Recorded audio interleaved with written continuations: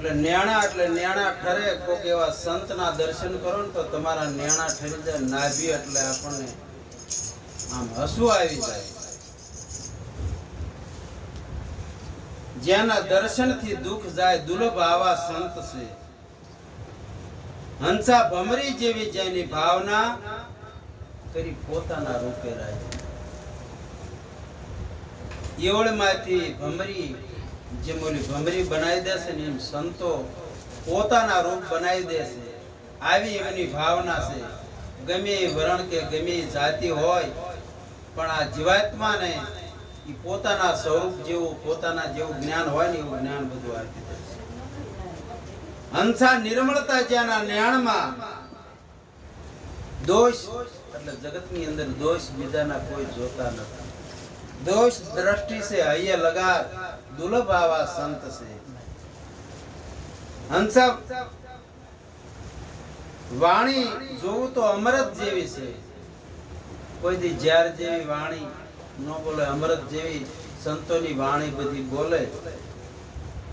ઈ પીતા અમીના ઓડકાર આવે છે. આવી વાણીઓ આપણે શ્રવણ એટલે કાનથી જ્યાં સાંભળે ને તો અમીના ઓડકાર આવે છે કે ના, સંતોની વાત જેવી જીવાત્માનો ઉદ્ધાર કરવા વાળી છે. હંસા બ્રહ્મરૂપ ભાળી બ્રહ્માંડમાં જ્યારે સદગુરુ મહારાજ આપણને સ્થાન આપે અને આખા વિશ્વની અંદર બ્રહ્મ એટલે ભગવાન એને દેખાય આવું બ્રહ્મરૂપ ભાળી બ્રહ્માંડમાં જેની વૃત્તિ અખંડ બ્રહ્મકાર, એની ખંડિત કોઈ દી થાય નહીં. એને ભગવાન સિવાય બીજું કશું દેખાય નહીં. આવી વૃત્તિ થઈ જાય. હંસા શંકર મસ્ત સ્વરૂપની અંદર છે.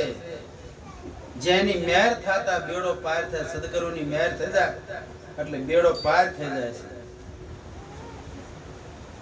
સાંભળિયાની સાથે રે સુરતા તો લેરું લે છે. સાંભળિયાની સાથે રે સુરતા તો લેરું લે છે. વેણીના ગાઢે રે સબની વાતું કે છે.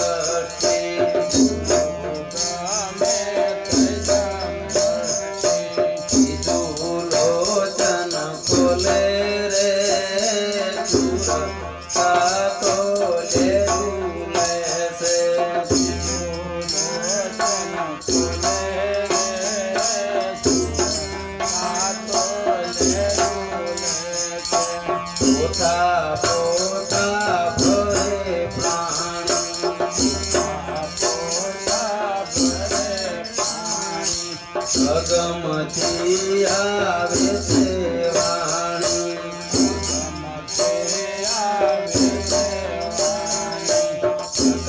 પ્રકાશયુથી વાટે રે સુરતા તો લેરું લે છે.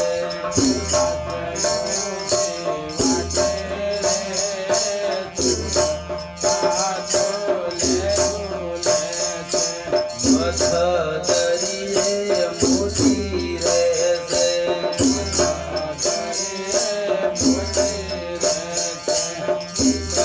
હોય તે ગોતી લે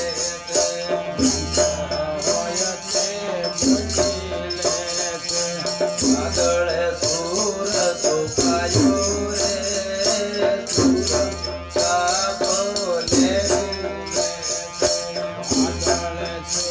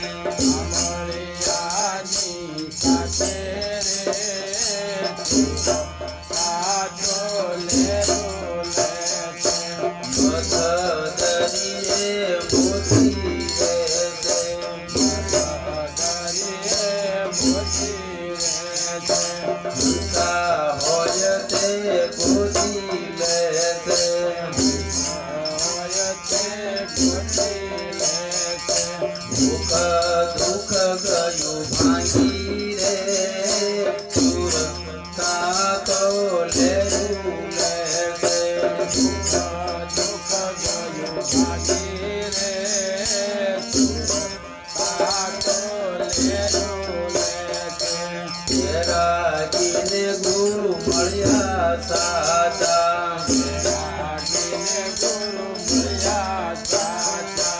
હવે તો ના ફરીએ પાછા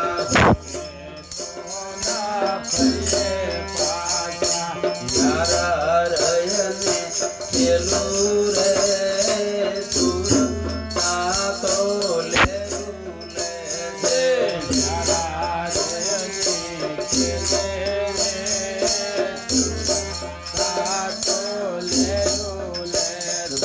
છે